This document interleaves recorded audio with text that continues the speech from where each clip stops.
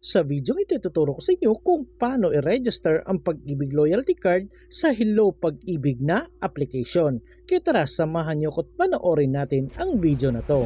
Pero bago yan, sa mga hindi pa nakasubscribe sa akin, kayo na ang bahala. So bago tayo mag-umpisa, make sure na meron na kayong Pag-ibig Loyalty Card. At dapat yung Pag-ibig Loyalty Card niyo ay nakatie up sa AUB or Asia United Bank. Kasi kung ibang bangko po yan, hindi po kayo makakaproceed dito.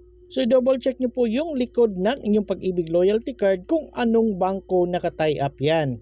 Pero kung Asia United Bank yung bangko na yan, mag-proceed na po tayo. So unang gagawin natin, punta lang tayo sa Google Play Store ng ating mga cellphone. Then, i-search lang natin ang Hello Pag-ibig by AUB.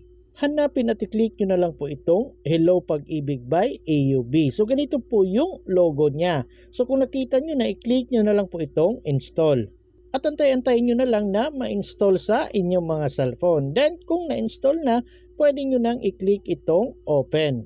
After that, may makikita kayong ganito, allow Hello Pag-ibig to send you notifications. So nasa sa inyo na po yan kung i-click ninyo yung allow or don't allow. So kayo nang bahalang pumili.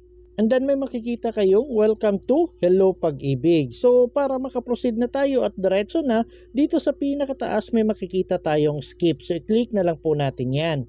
And then mapupunta na po tayo. So may dalawang option tayo, register or login. At dahil sa wala pa tayong account, kailangan nating mag-register. So itong register yung i-click natin.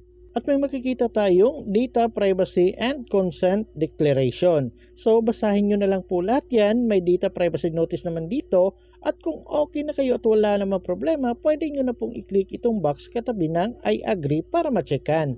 After that, may makikita kayong Data Privacy Policy dito. So, pwede nyo pong scroll up yan, basahin nyo po lahat yung mga nandito at pagkatapos kung okay na, pwede nyo nang i-click itong back na nandito sa pinakataas. So, i-click nyo na lang po yan. At pagkatapos nalagyan na po ng check yung box dito, then pwede na po tayong mag-proceed. I-click lang natin itong continue. After that, may makikita tayong ganito. So bago daw tayo mag-umpisa, i-double check nyo po daw yung likod ng inyong Pag-ibig Loyalty Card. So kagaya ng sabi ko kanina, i-check nyo po yung likod ng inyong Pag-ibig Loyalty Card kung may logo ba or pangalan ng AUB or Asia United Bank dyan. So katulad po ng nandito. Kasi kung hindi ako nagkakamali, parang may 4 na bangko na nakatie up sa Pag-ibig Loyalty Card.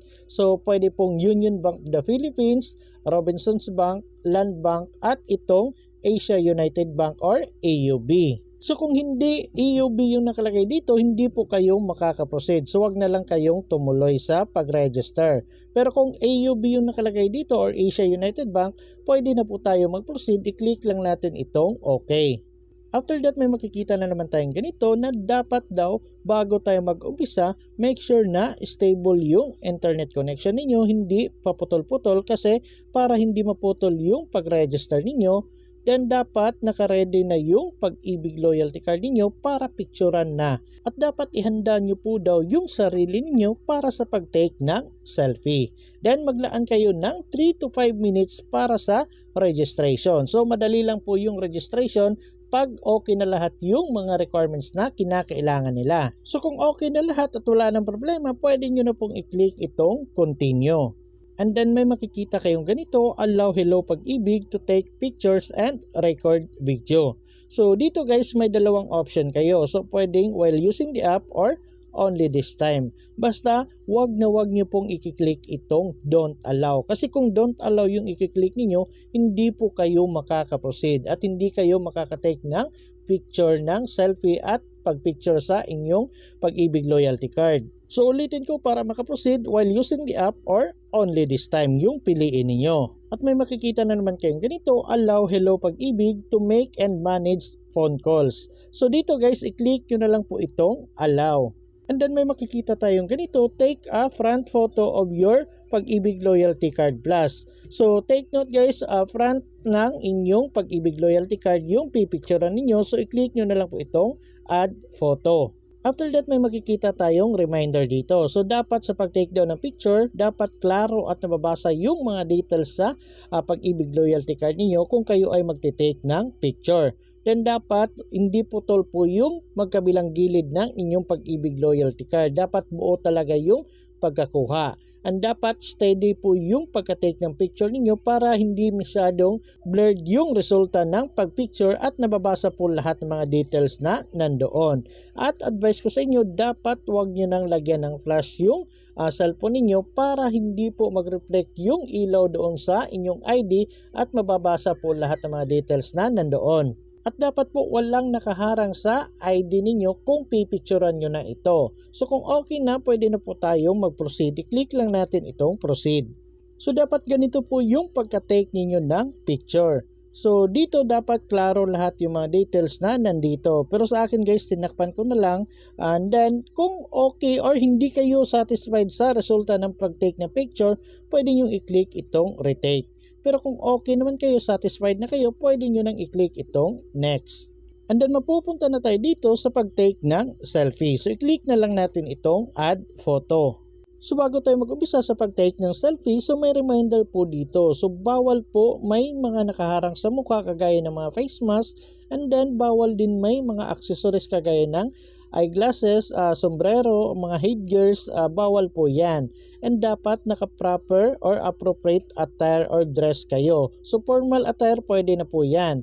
Then dapat nasa maliwanag kayong area at dapat i-position nyo po yung buong mukha ninyo sa frame. So kung okay na at ready na kayo, pwede nyo nang i-click itong proceed. So dapat ganito po yung pagka-take ninyo ng picture. Nakikita yung buong mukha ninyo. Pero sinapawan ko na lang po yan ng picture ko. Pero kung hindi kayo satisfied sa picture na nakikita ninyo, pwede nyo namang i-click itong retake na nandito sa baba. Pero kung okay na kayo at wala namang problema, pwede nyo na po i-click itong next. And then mapupunta na tayo dito sa paglalagay ng personal information. So una ay last name. So kailangan nyo ilagay yung last name. So last name lang yung kinakailangan nila. Then dito sa baba maglagay kayo ng mobile number. So make sure yung mobile number na ilalagay ninyo active at nakaka-receive pa ng text. Then same dito sa baba yung email address. So make sure yung email address na ilalagay ninyo active at nabubuksan pa ninyo kasi magsasend sila ng email doon. And pagkatapos dito naman tayo sa baba sa paglalagay ng birth date ninyo. So kayo na bahalang maglagay ng date of birth ninyo kung kailan kayo pinanganak. At pagkatapos dito sa baba, ilagay nyo po yung Pag-ibig membership ID number or MID number ninyo dito. So makikita nyo po yan sa harap ng inyong Pag-ibig loyalty card kung nakalimutan nyo yung Pag-ibig number ninyo. At next dito naman tayo sa baba sa paglalagay ng AUB ATM card number. So bali makikita nyo po yan sa likod ng inyong Pag-ibig loyalty card. Take note guys, basta AUB or Asia United Bank nakatie up yung Pag-ibig loyalty card ninyo, nag-uumpisa po talaga yan sa 602914. Kasi maraming nagko-comment sa mga videos ko dati, bakit daw hindi nag-uumpisa sa 602914 yung Pag-ibig loyalty card number nila. Kaya pala iba yung number kasi hindi pala nakatie up sa Asia United Bank or AUB yung Pag-ibig loyalty card nila. So yung iba Robinsons Bank, yung iba Union Bank, may iba din Land Bank nakatie up. Kaya hindi ganito yung first digit ng kanilang Pag-ibig loyalty card number. Pero kung sa Asia United Bank talaga nakatie up, ganito po talaga yung first 6 digit ng inyong Pag-ibig loyalty card number. So i-double check nyo pong maigi, nasa 16 digits po yan. So ito na po yung first 6 digit ng inyong Pag-ibig card number. So bali dagdag nyo na lang po dito yung last 10 digits ng inyong Pag-ibig card number. So take note, wag nyo nang ilagay yung first 6 digit guys kasi ito na po yun, yung dulo na lang na last 10 digits yung ilalagay ninyo dito. At kung okay na at na-fill upan nyo na lahat, i-review nyo na lang po kung may mali ba or kung okay na lahat, wala namang problema, pwede na po tayo mag-proceed. Dito na po tayo sa pinakababa. So mapupunta tayo dito sa paglalagay ng password at confirm password. So make sure yung password na ilalagay ninyo nasa 8 to 20 characters daw. At dapat daw merong number at dapat merong letra. At dapat daw wala kayong password na ilalagay na 3 letra or 3 number na inuulit kagaya ng AAA or 111, ganyan, hindi po pwede yan. Or letra or number na magkasunod or pabaliktad yung sunod niya. Kagaya ng 1, 2, 3 or 3, 2, 1 or ABC or CBA, ganyan po. So bawal po ang mga ganyan. So make sure po yung password na ilalagay ninyo yung madali nyo lang pong matatandaan. At dapat magkatulad po yung password at confirm password na ilalagay ninyo. At kung nakalagay na kayo, ganito po yung makikita ninyo. At kung gusto nyo makita yung password na nilagay ninyo, pwede nyo i-click itong dalawang mata na nandito sa gilid para ma-review nyo po yung password na nilagay ninyo. Pero kung okay na at wala namang problema, pwede na po tayo mag-proceed. I-click lang natin itong next. After that, may makikita kayong ganito na nag-send daw sila ng verification code sa mobile number na nilagay ninyo. So kagaya na sabi ko kanina, dapat active at nakaka-receive ng text yung mobile number na ilalagay ninyo kasi magsasend po sila ng verification code. So bali ganito po yung text ni AUB na na-receive ko at nandito po yung code. So bali ito po yung ilalagay natin dito at kung okay na pwede na natin i-click itong verify.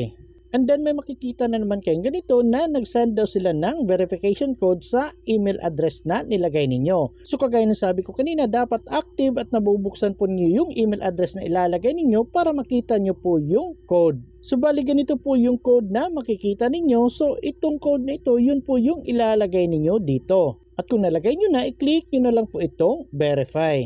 After that, mapupunta na tayo dito sa paglalagay ng perma. So dito, i-click nyo na lang po itong tap to sign. So dito ilagay nyo na lang po yung perma ninyo gamit yung kamay ninyo. So kung may problema, i-click nyo itong clear, pero kung okay na, pwede nyo i-click itong done. After that, makikita nyo na po yung perma ninyo dito. After that, dito na tayo sa baba sa how did you find out about Hello Pag-ibig. So i-click nyo na lang po itong select na nandito. So dito kayo nang bahalang pumili kung referral code, website, radio, TV, or newspaper, Viber, Facebook, Instagram, depende na sa inyo kung saan ninyo nakita yung Hello Pag-ibig na yan. So kagaya sa akin, sa family and friends na laman yung Hello Pag-ibig, so ito yung nilagay ko dito. Pagkatapos, i-click na lang natin itong box katabi ng I accept at box katabi ng I wish para ma-checkan. At kung may check na po yung dalawa, pwede na po tayo mag-proceed. I-click na lang po natin itong submit. And then may makikita tayong thank you for registering. So, ibig sabihin yan na submit na daw yung application ninyo. Pero hindi pa po yan approve kasi i-review pa nila yan, i-approve or i-confirm pa nila the next banking days. For example, Friday kayo nag-apply, so mag-expect na lang kayo by Monday or Tuesday. At may makikita din kayong reference number dito. So pwede nyo pong i-screenshot yan kasi if ever may mga problema, pwede nyo pong ipakita itong reference number na nandito. At kung okay na, pwede nyo nang i-click itong finish. And then mapupunta na tayo dito sa pag-login. By the way guys, kahit hindi pa approve yung registration ninyo, pwede na po kayong mag-login sa inyong Hello Pag-ibig na application. So ilagay nyo na lang po yung mobile number at yung password na nilagay ninyo dito. At kung okay na, pwede nyo na pong i-click itong login. So makakapasok pa rin kayo sa inyong Hello Pag-ibig na application. So ito na po yung account niyo sa Hello Pag-ibig. So meron kayong makikitang transfer money, pay bills, cash in, pera padala, buy load, transaction history. So pwede nyo pong makita lahat ang mga features nila dito. Pero kung i-click niyo yan, ganito po yung makikita ninyo. Your registration is still for approval. So some features are limited. So hindi nyo pa magagamit lahat. So mag-antay na lang kayo na ma-approve yung registration ninyo para magamit nyo lahat ng mga features ng Hello Pag-ibig na application. So kung approve na yan, makikita at magagamit nyo na po lahat ng mga features na nandito. So yung mga pera padala, money transfer, so pwede nyo na pong magawa yan kung approve na yung registration ninyo.